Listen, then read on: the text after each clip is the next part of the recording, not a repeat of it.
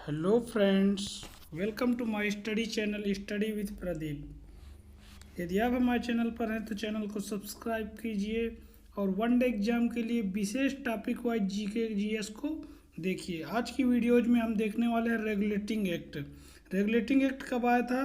तो regulating act 1773 में आया था। यहीं से एक क्वेश्चन पूछा जाता है, रेगुलेटिंग एक्ट कब आया था? तो रेगुलेटिंग एक्ट 1773 में आया था। आइए देखते हैं इस अधिनियम में कौन कौन सी मुख्य बातें हैं जो आपके एग्जाम में पूछी जाती हैं। इस अधिनियम के द्वारा भारत में ईस्ट इंडिया कंपनी के शासन पर ब्रिटिश सरकार का नियंत्रण स्थापित किया गया था। यानी कि रेगुलेटिंग एक्ट में क्वेश्चन पूछा जाएगा कि भारत में ईस्ट इंडिया कंपनी के शासन पर ब्रिटिश सरकार का नियंत्रण कब स्थापित हुआ था या किस एक्ट में स्थापित हुआ था? तो 1773 के रेगुलेटिंग एक्ट में स्थापित हुआ था। नेक्स्ट पॉइंट पे बात करते हैं। इस अधिनियम के तहत बंगाल के गवर्नर को बंगाल का गवर्नर जनरल पद नाम दिया गया था। जो बंगाल का गवर्नर हुआ करता था उसको अब बंगाल का गवर्नर जनरल कहा जाने लगा था।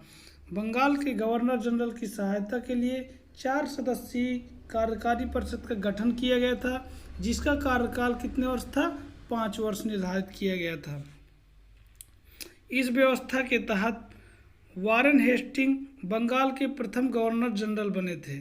इस व्यवस्था के तहत बंगाल के प्रथम गवर्नर जनरल कौन बनते? वारेन हेस्टिंग बने थे आपके।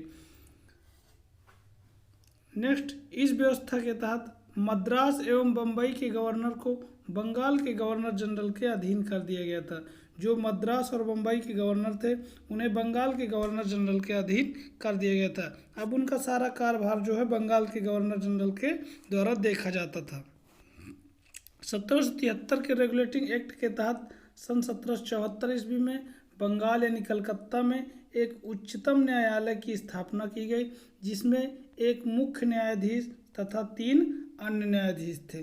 पूछा जाता है कि 1774 ईस्वी में बंगाल में उच्चतम न्यायालय की स्थापना किस एक्ट के द्वारा की गई थी?